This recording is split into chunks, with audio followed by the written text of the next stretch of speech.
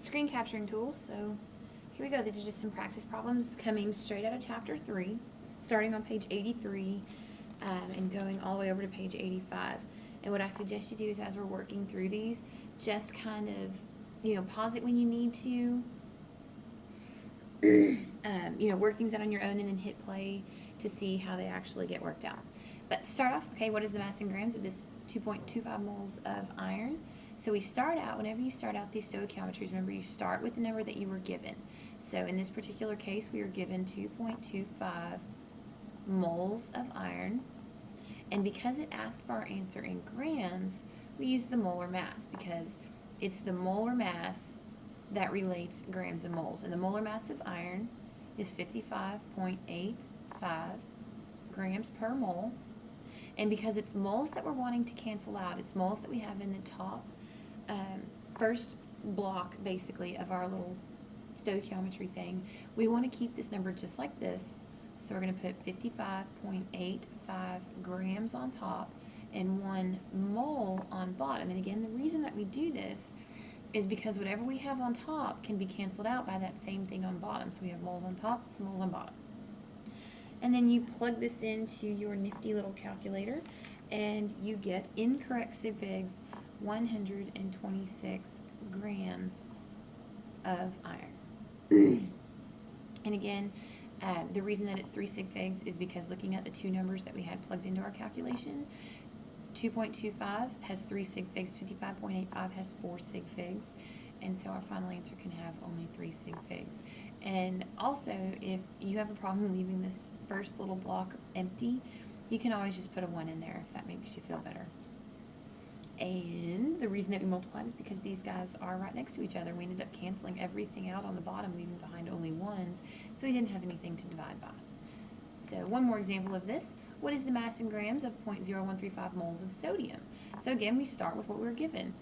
0.0135 moles of sodium. And again, since we're asked for our mass in grams, the thing that relates moles and mass is the molar mass of sodium, which is 22.99 grams per mole. So because we want to cancel moles out, we want to make sure that the 1 mole goes on bottom and the 22.99 grams goes on top. Moles cancels out, and you are left with 0.310 grams of sodium. Again, anytime that you need to hit pause or replay anything, just do that. Ooh, that's kind of a bright color. Okay, how many moles of calcium are there? I'm pretty sure I'm going to need to change my pen color. How many moles of calcium are there in... Ooh, do I not have black? There it is.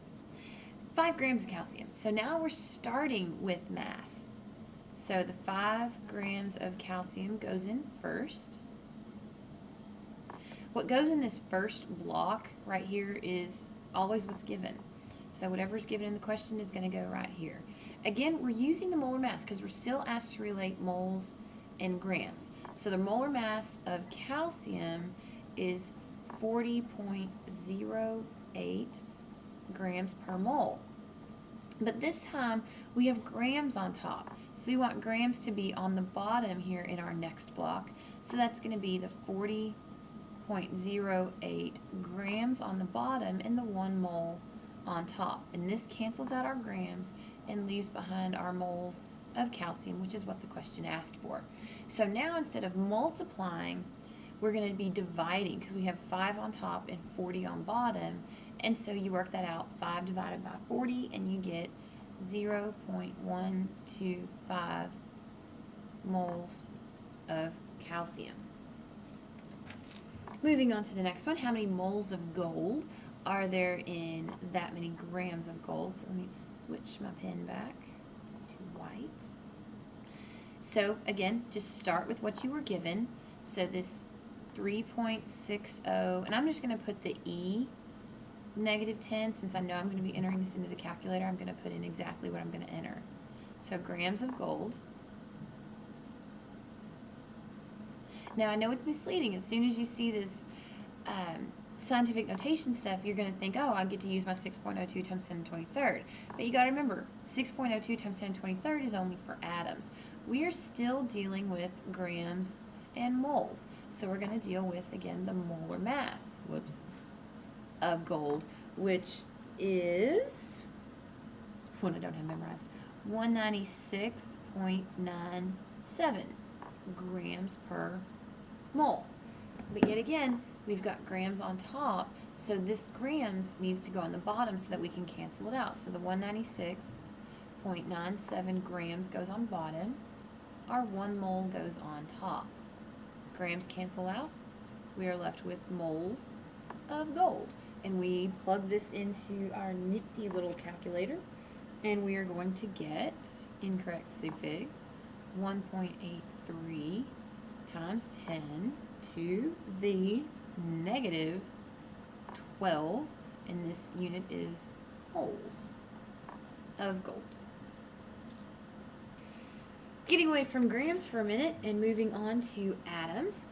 This question asks how many moles of lead are in 1.5 times 10 to the 12 atoms of lead. So as soon as you see the word atoms, that means that your conversion factor is going to be that 6.02 Avogadro's number times 10 to the 23rd atoms per every mole.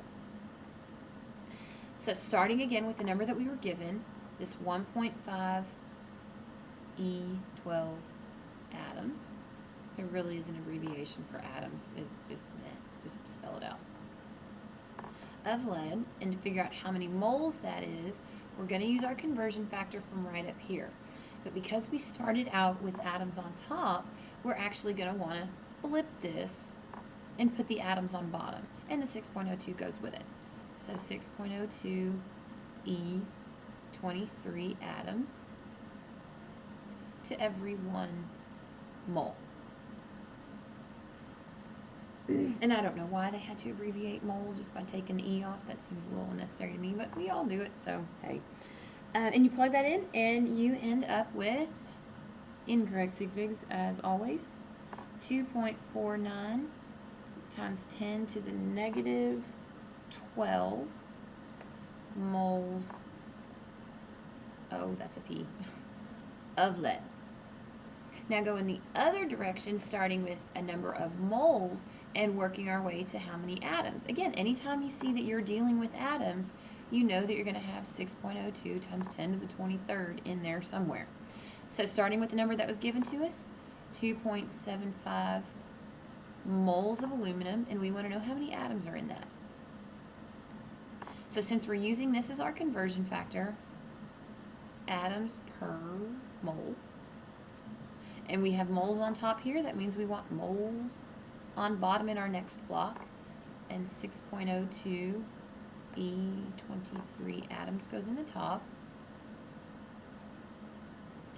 And you plug that in and you end up with 1.66 times 10 to the 24 atoms of aluminum. Moving on to our next one, we finally get into some kind of combination type of calculations where they want to know what is the mass, but they gave us atoms. And anytime that you have something where you're not, like it's not mass to moles or atoms to moles or moles to something else, you're still going to have to go through the mole to get where you need to be. So this is going to be a two-step problem. And actually, I guess we're going this way, not the other way. So still, though, we start out with the number that we were given. So the 7.5 times 10 to the 15 atoms of nickel. And the first thing we got to do is get this into moles, because moles is like the magic translator in all of chemistry. So to get from atoms to moles, we use the 6.02 times 10 to the 23rd atoms contained in every 1 mole. And then since they asked us for our answer in mass, and the thing that relates moles in mass is molar mass, we need that. So the molar mass of nickel is 58.69 grams per mole. And because here we have moles on top, we want moles to be on bottom on the next block. So for every 1 mole, we're going to have 58.69 grams. Now, when you're plugging these into the calculator and you have, multiple numbers on top or multiple numbers on bottom, the easiest way to solve these is to multiply everything across the top and you'll get a number, and then divide by everything on the bottom. So if you were to enter this into your 83s or 84s or whatever, you would enter it in like this: 7.5 E15 times 58.69, and then divide that by your 6.02 E23. And then when you do that, you end up with 7.3 times 10 to the negative 7 grams of nickel. Do one more like that, kind of going in the other direction. Now we're starting with grams and working our way back to atoms. So again, anytime you see grams, you know that you're going to need the molar mass, in this case of sulfur. So we look on the periodic table and we find that it is 32.07 grams per mole.